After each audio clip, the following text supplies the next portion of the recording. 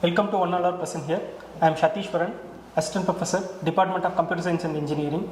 Now I am going to taking the topic in the subject of control systems in the domain of time response of second order system. So the session objective is the students can able to understand the concept of second order system with damped, underdamped system, undamped system, overdamped system and critically damped system. So consider the second order system.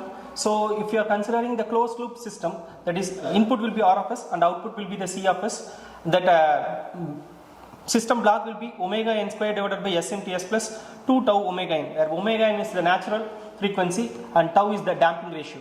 The damping ratio is nothing but actual damping divided by critical damping. So after solving that closed loop system with the help of the rule number 3, with the help of block diagram reduction technique, so that is g of s divided by 1 plus or minus g of s into h of s, you can obtain that equation as c of s divided by r of s is equal to omega n square divided by s square plus 2s tau omega n plus omega n square. Here tau is nothing but the damping ratio, that is the oscillation. So depends upon the oscillation we can determine the second order system, that based on that undamped system, underdamped system, critically damped system and overdamped system.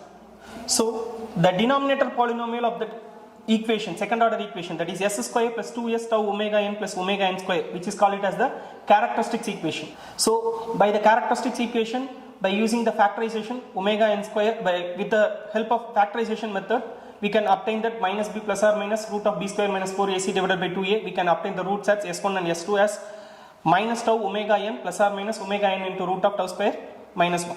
So the following four cases, the first case is undamped system when the damping ratio tau is equal to 0.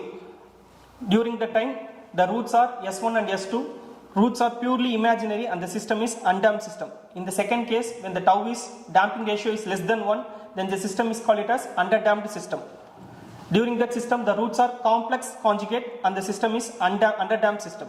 And the third condition is when the damping ratio tau is equal to 1, the roots are real and equal, then the system is said to be critically damped system. And the fourth condition, when tau is greater than 1, that is damping ratio is greater than 1, the roots are real and unequal and the system is said to be overdamped system. Thank you.